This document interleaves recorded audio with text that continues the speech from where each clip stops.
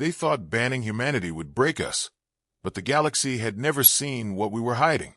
When the Galactic Council delivered their verdict, the chamber fell silent. 12 species, each commanding fleets that could shatter moons, stared down at the lone human ambassador standing in the center of that ancient hall. The decree was absolute. Humanity was forbidden from joining the Council, barred from galactic trade routes, and cut off from the network of worlds that had shared knowledge and resources for 10,000 years. The reasons varied depending on who you asked. Some said humans were too aggressive. Others claimed we lacked the evolutionary maturity to walk among the stars as equals. But the truth, whispered in the corridors of power across 100 worlds, was simpler and more damning. We scared them. The ambassador stood motionless as the judgment echoed through the vaulted ceiling. No protest, no plea, just a calm nod, as if accepting an invitation to tea rather than a sentence of isolation. Then, without ceremony, the human delegation turned and walked out. The galaxy exhaled. Crisis averted. Humanity, they believed, would wither in the dark. They were wrong. 50 years passed. In that time, the Council congratulated itself on its wisdom. Trade flourished. Wars were few. The younger species looked to the established powers with reverence, and the great machine of galactic civilization hummed along as it always had. Humanity became a cautionary tale, a species that had reached too far, too fast, and paid the price for its arrogance. Most assumed we had collapsed into petty civil wars or retreated into our own solar system, broken and forgotten. Then came the day the Verith Dominion attacked the fringe colonies. The Verith were old, brutal, and methodical. Their war fleets moved like clockwork, consuming territories on the outer edge of Council space, where enforcement was thin and help was slow to arrive. Within weeks, 3 colony worlds went dark. The Council convened emergency sessions, scrambled defensive fleets, and prepared for a protracted campaign. But the Verith were faster, and their technology was disturbingly advanced, far beyond what intelligence had predicted. Panic began to creep into those same chambers that had once cast humanity aside. It was during the 3rd week of the invasion that the distress signal reached the Council's inner worlds. A colony designated Haven's Rest was under siege. 2 million civilians trapped on the surface. Orbital defenses shattered. The Verith dropped ships descending like locusts. The Council fleet was still 6 days away. By every calculation, Haven's Rest would be ash and memory long before help arrived. But something else arrived first. The Verith commander was the first to see it. A ship dropping out of faster-than-light travel at the edge of the system. Not a Council design. Not anything in the military databases. It was massive, angular, and humming with energy signatures that made their sensors scream warnings they didn't have classifications for. Then another appeared. And another. Within minutes, 24 vessels materialized in formation, moving with a precision that spoke of doctrine refined through relentless practice. On the lead ship's hull, painted in stark white against midnight black plating, was a symbol the galaxy hadn't seen in half a century. The blue and green sphere of Earth, surrounded by a ring of stars. And beneath it, words in a language that no longer needed translation. Terran Defense Fleet. The Verith opened fire immediately. It was protocol. It was survival instinct. It was also useless. The human ships didn't dodge. They ignored the incoming fire. Energy beams that should have carved through hulls dissipated against barriers that shimmered like heat over summer pavement. Kinetic rounds that could crack asteroids simply stopped mid-flight, suspended in invisible fields before dropping away harmlessly into the void. The Verith commander felt something cold settle into his chest. This wasn't a battle. This was a demonstration. Then the human ships returned fire, and the galaxy learned what humanity had been building in the dark. What came next wasn't weapons. It was physics rewritten. Beams of light that didn't burn but unraveled, reducing Verith cruisers to component atoms in seconds. Missiles that ignored evasion because they didn't travel through space. They folded it, appearing inside enemy shields as if the distance between launch and impact had simply been erased. And strangest of all, the gravity wells. Entire Verith battle groups found themselves crushed inward, their ships compacting like tin cans under an invisible fist, while human vessels maneuvered as if mass and momentum were polite suggestions rather than laws of nature. The battle lasted 11 minutes. The Verith fleet, which had terrorized the fringe for weeks, was reduced to debris and distress signals. Not one human ship took damage. Not one. On the surface of Haven's Rest, the survivors watched as drop ships, sleek, efficient, and bearing that same Earth insignia, descended through the smoke. The soldiers who emerged weren't conquerors. They were medics, engineers, and defenders who set up perimeters and began evacuating civilians with a practiced efficiency that spoke of preparation. One of the colonists, a council diplomat who had watched humanity's expulsion decades ago, approached the nearest soldier with trembling hands. "Why?" she asked. "After everything the council did to you, why come?" The soldier didn't look away from coordinating the evacuation, but his answer was quiet and absolute. Because it was right. Within hours, footage from Haven's Rest spread across the galactic network. Council officials watched in stunned silence as human ships, dozens of them now, appeared at contested systems across the fringe. Wherever the Verith attacked, humanity answered. Not with vengeance, not with conquest, with precision, with mercy, and with technology that made the galaxy's most advanced powers look like children playing with sticks. The council convened again, this time not in judgment but in shock. The same chamber where humanity had been cast out now buzzed with desperate questions. How had they advanced so far? Where had they acquired such power? And most urgently, what did they want? It was the High Chancellor who finally vocalized what everyone was thinking, her multiple arms gesturing in agitation. They were supposed to fade away. We gave them nothing, and they built this. Her voice cracked. What are they?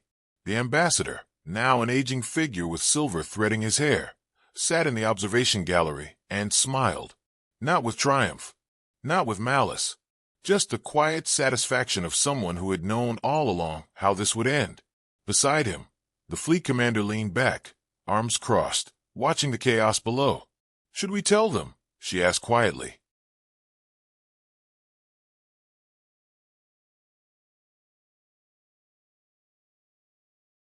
The ambassador shook his head. Not yet. Let them wonder a little longer. Let them understand what it means to underestimate humanity. Because the truth was simple, and it was terrifying. You didn't break humanity by taking away our toys. You just made us build better ones. And now, as the Council scrambled to contain the Verith threat with outdated fleets and failing strategies, humanity moved through the stars like a force of nature, unchallenged, unstoppable, and utterly unbothered by the politics of those who had tried to bury them. The question was no longer whether humanity would rejoin the galactic community. The High Chancellor didn't sleep for 3 days after Haven's Rest. She replayed the battle footage until her eyes burned, watching those human ships move through space like they were dancing to music only they could hear. Every senior military analyst in Council space had been summoned. Every physicist, every historian who had studied Earth during their brief contact period 50 years ago. The answers they provided only deepened the mystery. Their ships don't generate thrust, the chief analyst explained, his sensor data projected across the council chamber in cascading waves of information. They manipulate gravitational fields, localized distortions that let them accelerate without fuel, turn without momentum loss, and quite literally fall in whatever direction they choose. He paused, mandibles clicking nervously. We theorized this was possible 3 centuries ago. The math works, but the energy requirements would demand a power source we don't possess. Somehow humanity found it. The Chancellor's primary eyes narrowed. And their weapons. The analyst's skin shifted to a pale gray, a sign of deep unease among his species. That's the terrifying part. They're not weapons. Not in the conventional sense. They're applications of the same gravity manipulation technology. Those beams that dismantled the Verith cruisers, they were simply increasing local gravitational shear until molecular bonds couldn't hold. The missiles that appeared inside shields, they compressed space-time to create temporary tunnels. It's not warfare. It's engineering taken to its logical extreme. Silence settled over the chamber like a burial shroud. The implications were staggering. Humanity hadn't just advanced, they had fundamentally changed the rules of how civilization operated in space. Every advantage the Council possessed, every carefully maintained technological edge that kept the balance of power stable, had become obsolete in the span of 11 minutes. But it was the diplomatic overseer who asked the question that kept everyone awake at night. Why now? They've had this capability for how long, and they only reveal it to save our colonies. His voice carried a mix of suspicion and something that might have been hope. What do they want from us? Nobody had an answer, and that terrified them more than the weapons. 3 sectors away, on the human flagship Unyielding Dawn, the fleet commander stood before a viewport that stretched the length of the bridge. Behind her, holographic displays tracked a dozen simultaneous operations across the fringe. Evacuation schedules, supply routes, defensive positions, every one of them running with clockwork precision. Her crew worked in quiet efficiency, no wasted motion, no unnecessary chatter. They had trained for this moment for decades. The tactical officer approached from her left, data tablet in hand. Admiral, the Council has sent another diplomatic request. They're 5th this week. There was no emotion in his voice, just facts. They want to meet, discuss terms for. They're calling it a renewed partnership. The fleet commander didn't turn from the viewport. Out there, against the backdrop of stars, she could see the construction vessels moving between the fringe colonies. Humanity had brought more than warships. They'd brought infrastructure, medical facilities, food synthesizers, everything needed to rebuild what the Verith had destroyed. Tell them what we told them the last 4 times. We're not interested in partnerships. We're here to stop the Verith threat. Nothing more. They won't accept that answer much longer. The tactical officer replied quietly. They need to understand why we're helping them. Now the fleet commander did turn, and her expression was carved from stone. They don't need to understand anything. They made their choice 50 years ago. We made ours. The only difference is our choice led somewhere they can't follow. The tactical officer hesitated, but eventually they'll demand answers. They'll want to know how we did it, how we built all this in isolation. A ghost of a smile touched the fleet commander's lips. Let them demand. Let them wonder. The truth is simpler than they imagine and more devastating than they can accept. She turned back to the viewport. We didn't build this in spite of their rejection. We built it because of it. They gave us the greatest gift any species can receive. They forced us to rely on ourselves. On the research station orbiting Titan, the chief scientist reviewed data that would never be shared with the Council. The gravity drive schematics, the power generation systems that tapped into quantum fluctuations at scales the galaxy's physicists had declared impossible. The medical advances that had extended human lifespans and enhanced cognitive function. All of it, every breakthrough, had come from a single realization that had emerged in those dark years after the Council's rejection. The other species had progressed through cooperation, sharing knowledge across thousands of years, building on each other's discoveries. It made them stable, comfortable, safe, but it also made them dependent. When you could always turn to someone else for answers, you never learned to find them yourself. Humanity didn't have that luxury. When the Council closed its doors, Earth stood alone with a choice: accept limitation or transcend it. They chose transcendence, and they did it the only way humanity ever really accomplished anything remarkable: through necessity, desperation, and an absolute refusal to accept that something was impossible just because everyone else said so. The chief scientist closed the data files and looked out at the construction yards beyond Titan's orbit. Hundreds of ships in various stages of completion. Not warships, though they could fight. These were colony vessels, exploration platforms, generation ships designed to carry humanity not just beyond the Council's territory, but beyond anything the galaxy had mapped. Because that was the real secret the Council would eventually learn, the revelation that would shake every foundation they'd built their civilization upon. Humanity wasn't interested in joining their galactic community anymore. They were building their own, and they had already started moving toward a future the Council couldn't even imagine, let alone control. The Verith War Council gathered in their command fortress, buried 3 miles beneath the surface of their conquered world. These were not creatures prone to fear. Their species had carved empires from the bones of lesser civilizations for millennia. They understood war as others understood breathing. But the holographic replay, suspended above their strategy table, showed something that defied their understanding of combat. The Supreme Commander watched his fleet disintegrate for the 7th time, his clawed hand gripping the table's edge hard enough to leave marks in the metal. "Stop it," he growled. The replay froze on the image of a human vessel, sleek and predatory, hanging in space where 12 Verith warships had been moments before. We threw everything at them. Plasma cannons that melt through planetary shields, kinetic impactors moving at relativistic speeds, electromagnetic pulses that should have fried every circuit in their hulls. He looked around the table at his fellow commanders. Nothing touched them. Not one thing. The strategic director, scarred from 100 campaigns, leaned forward. "Then we adapt. We always adapt. Find their weakness. Every species has one. The Council species rely too heavily on their technology.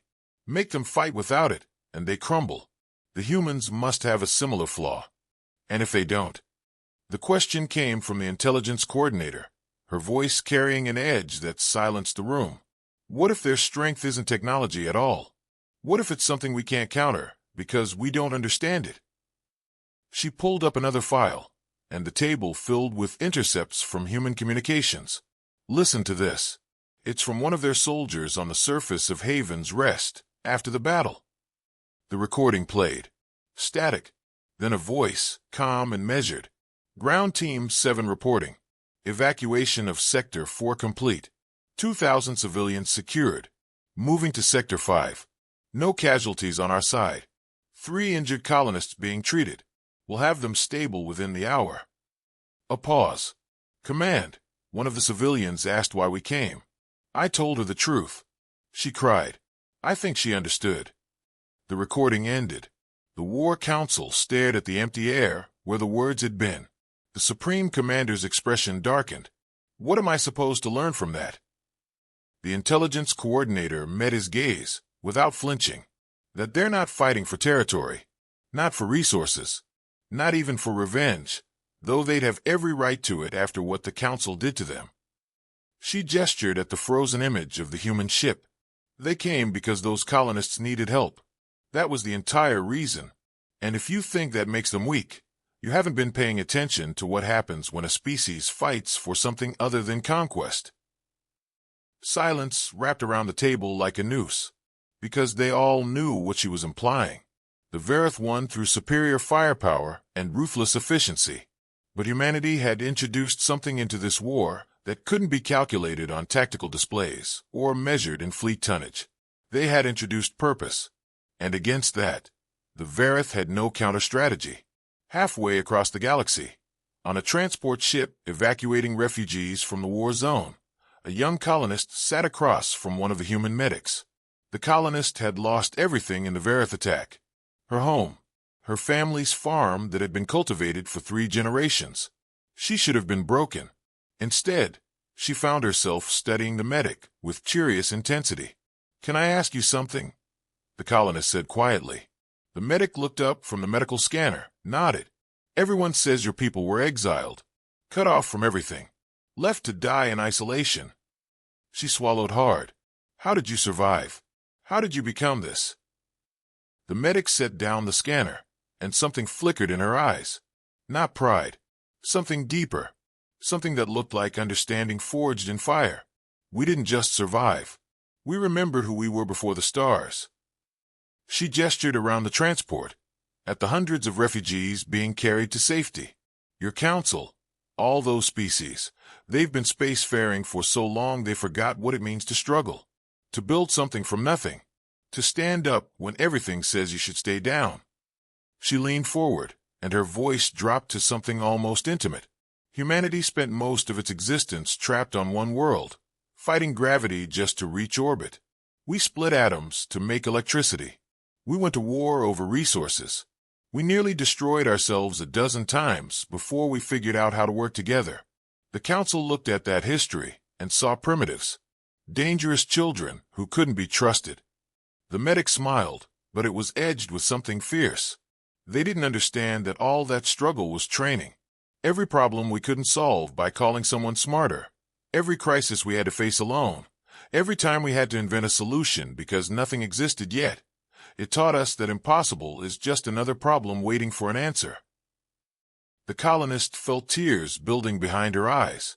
So when they exiled you, they gave us the greatest challenge humanity ever faced, the medic finished. No help, no shortcuts, just us, our homeworld, and the absolute certainty that we either evolved beyond what we were or we died as a species. She stood, gathering her medical equipment. We chose evolution, and we did it the same way we've done everything else, by refusing to accept limits just because someone else believed in them. In the Council's Central Intelligence Archive, the senior archivist made a discovery that drained the color from her scales. She'd been searching through old data, trying to find anything about Earth's technological level before the exile. What she found was a single notation in the original contact report, flagged and forgotten in a subfile that hadn't been accessed in 50 years. The human ambassador, during the exile proceedings, had said something, a single sentence recorded by a junior clerk and never passed up the chain of command because it seemed irrelevant at the time. The archivist read it 3 times, each repetition making her blood run colder. You're not exiling us. You're setting us free.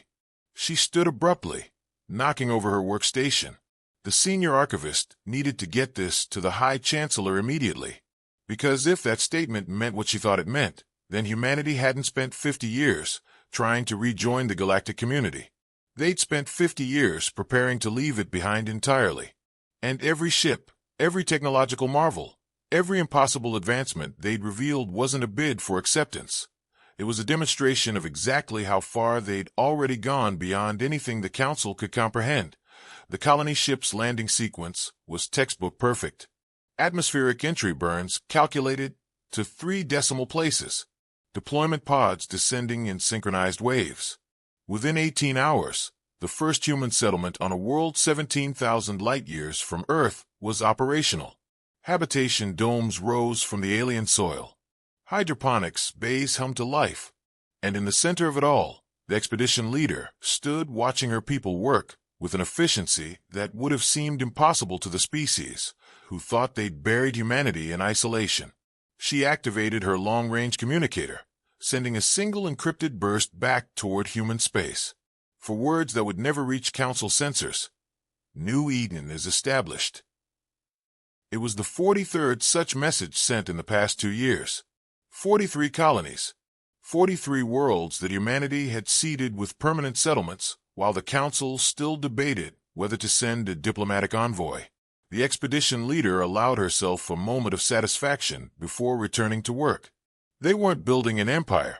They were building insurance. Because the lesson Earth had learned wasn't just about technology or survival. It was about never again putting all of humanity's future in someone else's hands. Back in Council space, the High Chancellor finally received the archivist's report. She read it once, then again. Then she dismissed everyone from her private chambers and read it a 3rd time, her hands trembling so badly the datapad nearly slipped from her grip. The implications were staggering. Humanity hadn't been surprised by the exile. They'd expected it, perhaps even engineered it. The ambassador's words echoed in her mind like a prophecy fulfilled. You're not exiling us. You're setting us free. Free from what? From Council oversight? From the careful restrictions placed on developing species to prevent them from advancing too quickly? From the entire framework of galactic civilization that kept everyone safely contained within established boundaries? She pulled up the star charts, comparing known human fleet movements against unexplored regions. The pattern was there once you knew to look for it. While humanity defended the fringe, protected Council colonies, and demonstrated their impossible technology, they were also moving outward. Always outward. Ships disappearing into uncharted space. Resources being redirected to locations that appeared blank on every galactic map. It wasn't defense. It was expansion. And they'd been doing it for decades. The High Chancellor felt something cold settle into her chest. A realization that changed everything. They're leaving, she whispered to the empty room. They're not asking to rejoin us. They're saying goodbye. On the Vera Fortress world, the Supreme Commander received intelligence that made his strategic calculations collapse into chaos. His scouts had tracked 3 human vessels into deep space, following at maximum stealth distance. What they found shattered every assumption about humanity's intentions. The scout captain's voice crackled through the secure channel. "Commander, you need to see this. They're not just defending Council space. They're colonizing." The holographic feed showed a star system none of them recognized. 15 planets, 3 of them terrestrial, and on the largest, structures rising from the surface with the kind of permanence that spoke of long-term habitation. There's more. We've detected similar settlements in 42 other systems, all beyond Council territory, all completely self-sufficient. The Supreme Commander stared at the feed, his tactical mind reassembling the entire war into a new shape. How many humans are we talking about? Estimates suggest over 200 million have left their home system. The colonies are designed to be self-sustaining within months. Within a generation, they'll outnumber the humans in Council space by orders of magnitude. The scout captain paused. "Commander, they're not fighting us to win territory. They're fighting us to buy time. Time to spread so far across the galaxy that nothing, not us, not the Council, not any single power could ever threaten their entire species again." The War Council reconvened in emergency session. The strategic director was the first to grasp the full horror of their situation. "We can't win this war. We never could. Because even if we somehow destroyed every human ship, killed every human in Council space, they've already ensured their survival. They've scattered themselves across the stars, like seeds on the wind. And each of those colonies has the technology to build more ships, establish more settlements, grow exponentially." He looked around the table at faces that mirrored his own dawning dread. "We're not fighting a war. We're trying to stop an avalanche that's already buried us." In the Council chambers, the revelation hit with the force of a collapsing star. The High Chancellor had called an emergency convocation. Every member species sent their highest representatives. What she told them rewrote 50 years of history in a single presentation. "They played us," the High Chancellor said, her voice hollow with shock. "From the beginning, they played us. We thought we were punishing them. We thought isolation would break their spirit, force them to beg for readmittance." The holographic display showed the expanding network of human colonies, each one a bright point of light in the darkness beyond Council borders. "We gave them exactly what they needed. Freedom from our regulations. Freedom from our oversight. Freedom to advance at their own pace without artificial limits placed by species who were afraid of change." The Council ambassador from the Kelvin Federation rose, his crystalline body refracting the light of the colony map into 1,000 fragments. "What are you saying? That we should have accepted them? Let them join when they were still primitive and dangerous?" "I'm saying we should have understood what we were dealing with," the High Chancellor replied. "Look at their history. Every time humanity has faced extinction, they don't just survive, they evolve, adapt, become something stronger. We didn't exile them. We put them in exactly the environment where they thrive." She pulled up footage from Haven's Rest, the human ships moving through the battle like ghosts through walls. "And now they're so far beyond us that the gap may never be closed. Not in our lifetimes. Possibly not ever." The chamber erupted into panic debate. Some called for military action. Others demanded immediate diplomatic overtures. A few suggested abandoning the fringe entirely and consolidating core worlds against a perceived human threat. The High Chancellor let them argue, knowing that every suggestion missed the fundamental truth. Humanity wasn't a threat to the Council. They were simply done with them. Done with politics. Done with restrictions. Done with being judged by species who had forgotten what it meant to fight for survival. They'd taken their exile and turned it into liberation, and now they were building something the Council couldn't comprehend, a civilization not bound by tradition or fear, but driven by the endless human compulsion to see what lay beyond the next horizon.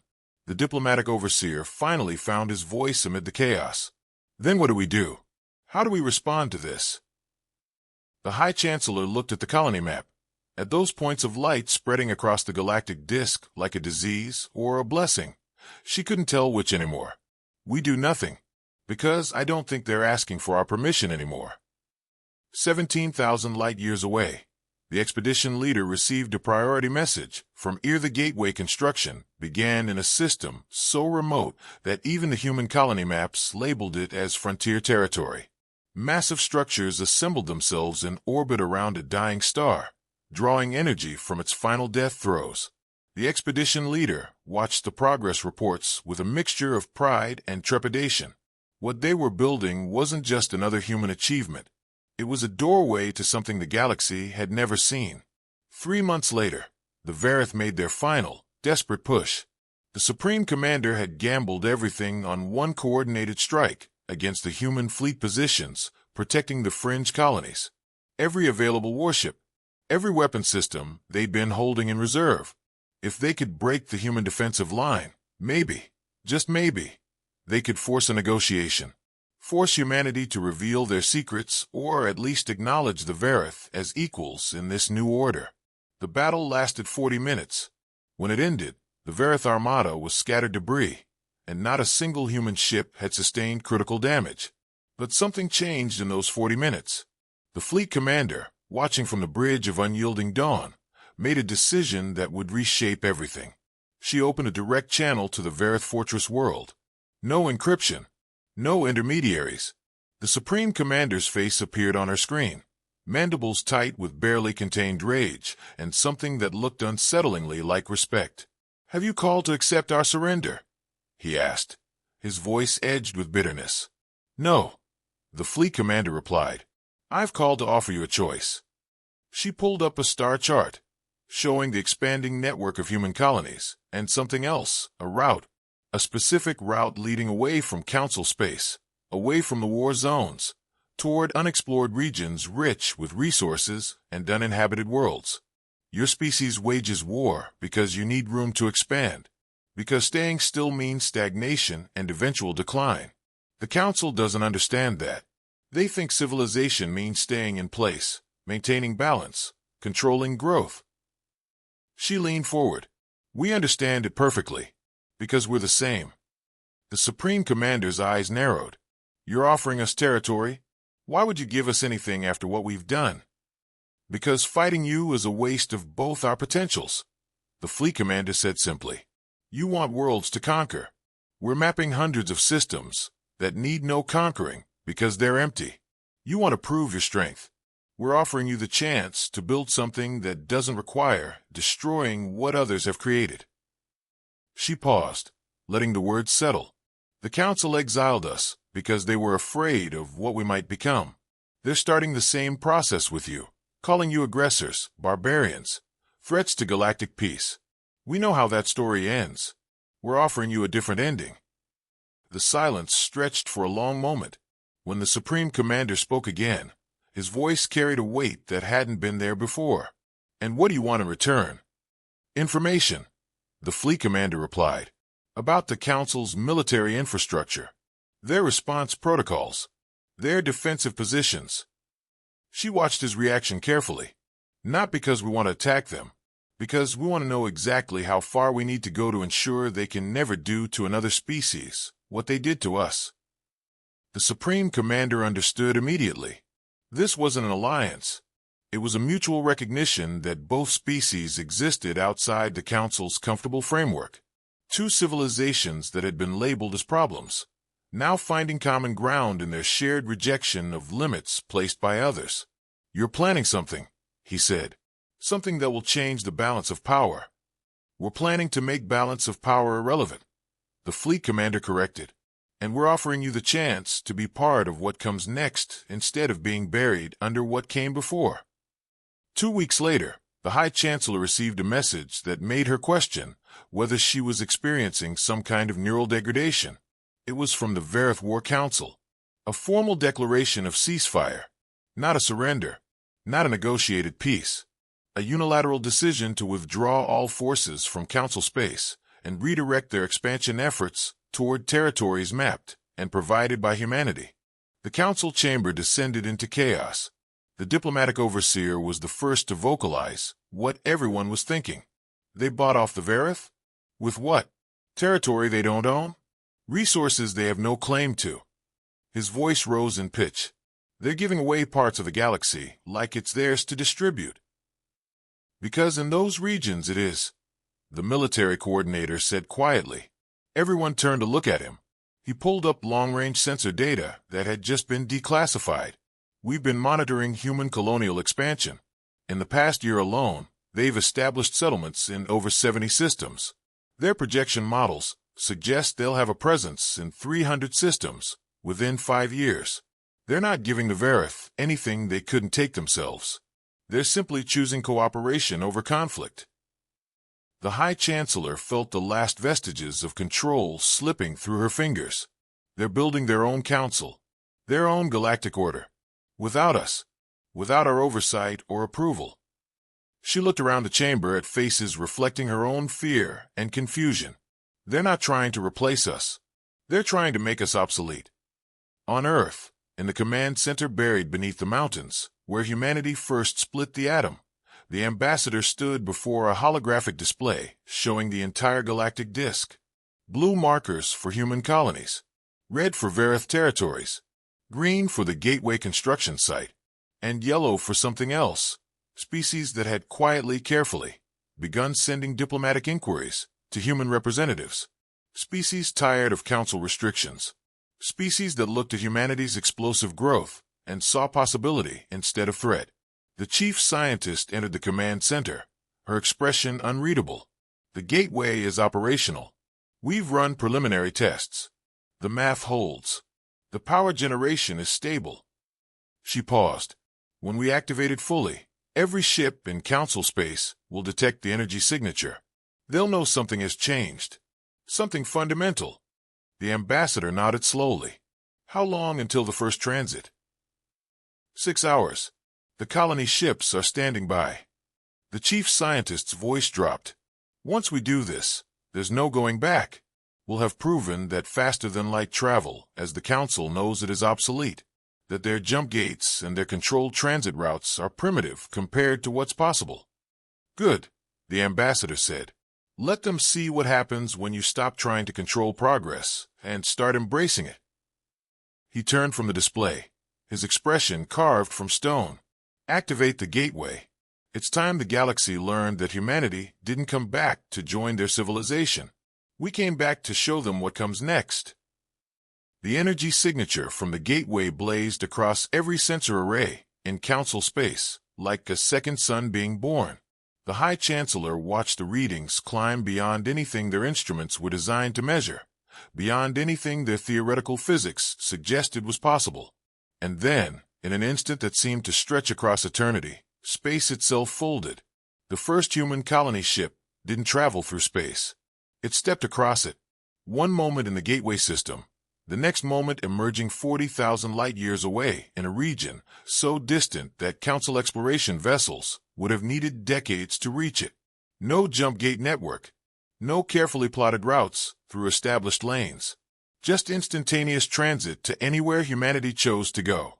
The galaxy had just become infinitely smaller, and humanity held the key. Within hours, the implications rippled through every council world. The Transit Authority, which had controlled galactic movement for millennia through their monopoly on jump gate technology, realized their entire economic foundation had just evaporated. The military powers understood that defensive perimeters meant nothing when an enemy could appear anywhere without warning. And the political establishment grasped that the careful balance they'd maintained for centuries had been shattered by a species they'd tried to bury in isolation. The High Chancellor found herself staring at a message that had arrived on every council representative's private channel simultaneously. It was an invitation, not a demand, not a threat, just a simple offer to attend a gathering at neutral coordinates, hosted by humanity, to discuss what the council kept calling the current situation, because they couldn't bring themselves to name it what it really was. The end of their era. She went, of course. They all did. Because the alternative was pretending the galaxy hadn't fundamentally changed, and denial had never been a successful long-term strategy. The meeting took place on a human station that hadn't existed 3 months ago, assembled with the same impossible speed that characterized everything humanity did now.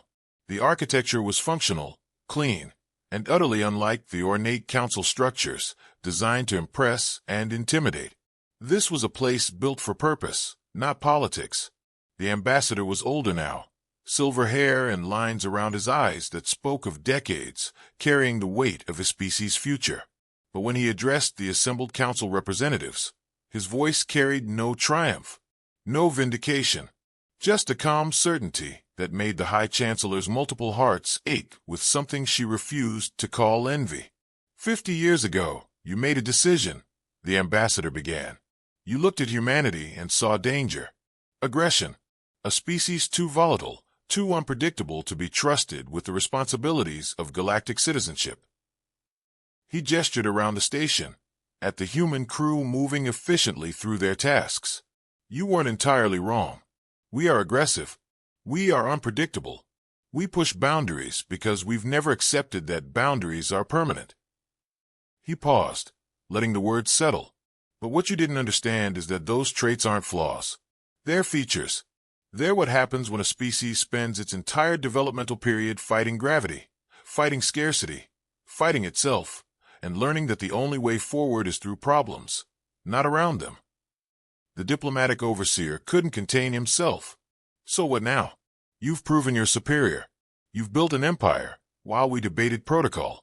You've made our technology obsolete, and our authority meaningless. Are you here to dictate terms? To watch us beg for access to your gateway technology? The ambassador smiled, and it was sad and understanding in equal measure. We're here to offer you the same thing the council refused to give us 50 years ago, a choice. He activated a holographic display showing the gateway network, dozens of them now, spreading across the galactic disk. These aren't weapons. They're not tools for conquest.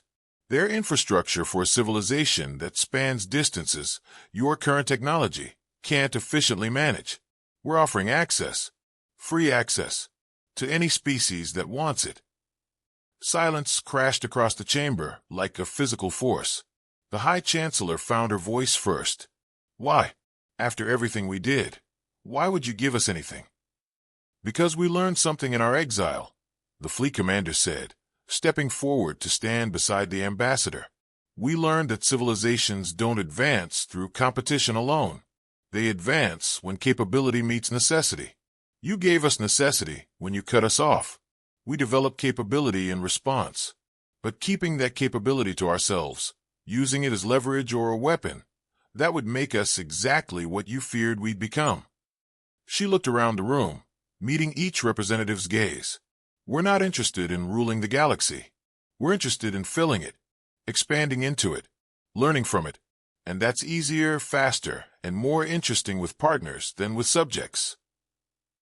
The chief scientist pulled up star charts showing regions of space none of them had ever mapped.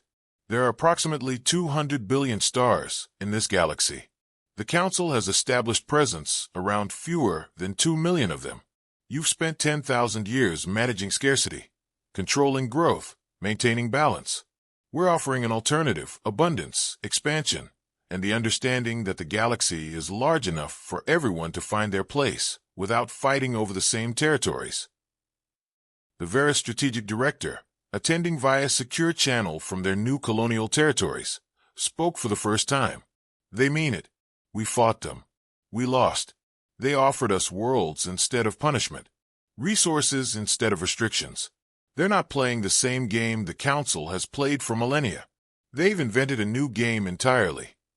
The High Chancellor felt something shift inside her, a perspective adjusting after being locked in place. For so long it had seemed permanent. And what happens to the Council? To the structures we've built? The treaties and laws and systems that have kept peace for centuries? They remain, the ambassador said simply, for those who want them. We're not dismantling your civilization. We're just no longer asking permission to build our own alongside it. He deactivated the holographic display, and the room fell into natural light. The galaxy is big enough for multiple ways of existing. The Council can continue managing its core worlds, with the careful precision you've perfected. We'll be out on the rim and beyond, making mistakes and learning from them and pushing into spaces that scare you. Maybe occasionally, we'll meet in the middle and share what we've learned. In the weeks that followed, the galaxy reorganized itself in ways that would have seemed impossible a year before. Some council species held firm to traditional territories and methods, finding comfort in the familiar structures. Others, particularly younger species, who had chafed under council restrictions, began quiet negotiations with human colonial administrators. The Verith established their new territories and, to everyone's surprise, started trading with both human colonies and council worlds, becoming an unexpected bridge between the old order and the new. The gateway network expanded, each new node opening access to regions that had been unreachable. Human colony ships continued their exodus from Earth, spreading across the galactic disk in waves that showed no sign of slowing. But they weren't alone anymore. The first non-human settlement, using human gateway technology, was established 4 months after the initial activation. A small species called the Mirati, tired of being overlooked in council politics, had asked for help reaching a system that matched their environmental needs. Humanity provided coordinates, transportation, and basic infrastructure support. Within a year, the Mirati colony was thriving, and they'd become vocal advocates for what they called the human approach to galactic civilization. On Earth, in the same command center where the ambassador had ordered the gateway activation, he stood with the fleet commander and chief scientist, watching progress reports scroll across displays. The colonist from Haven's Rest, now training as a human diplomatic liaison, approached with a question that had been weighing on her since that conversation in the medical bay. "Was this always the plan?" she asked. "Even before the exile? Were you always going to leave the council behind?" The ambassador considered the question carefully before answering. "No. 50 years ago, we genuinely wanted to join, to be part of something larger than ourselves. We thought galactic civilization meant cooperation and shared progress." He gestured at the displays, showing the sprawling human colonial network. "The council taught us that their version of civilization meant stagnation disguised as stability. So we built our own version. One based on the principle that the only sustainable path forward is the one where everyone has room to grow in their own direction." The fleet commander added quietly, "They thought exile would break us. Instead, it freed us to become what we needed to be. Not members of someone else's civilization, but architects of our own." High above Earth, visible to anyone with a telescope and clear skies, the newest gateway was under construction. When complete, it would connect humanity's homeworld directly to the furthest colonies, making the journey that once required generations possible in heartbeats. Children playing in parks looked up at the construction lights and dreamed of worlds they would walk on before they grew old, worlds their grandparents could visit for holidays, a galaxy that had become not just accessible, but home. The Council had tried to teach humanity a lesson about its place in the cosmic order. Instead, humanity taught the galaxy something far more valuable, that sometimes the greatest achievements come not from fitting into someone else's vision, but from having the courage to build your own, even when the entire universe says it's impossible. And in the end, that was the most human thing of all. In the council chambers, alarms began shrieking across every monitoring station simultaneously, and the High Chancellor realized with crystalline clarity that everything was about to change in ways she couldn't begin to predict. She read it twice, feeling her pulse quicken with something that might have been excitement or might have been fear. The message was simple, direct, and changed everything they'd been working toward. Phase 2 approved. Begin construction of the gateway. Somewhere in deep space, beyond the mapped territories, beyond where even the Council's long-range sensors could reach, the first human colony ship dropped out of faster-than-light travel at a system that had never known intelligent life. And the real work began. Back in the Council chambers, as another emergency session dissolved into frightened arguments and desperate strategizing, the High Chancellor received a message on her private channel. It was brief, untraceable, and it contained only 7 words that would haunt her for the rest of her life. "You taught us we didn't need you." The question was whether the galaxy would prove worthy of joining theirs,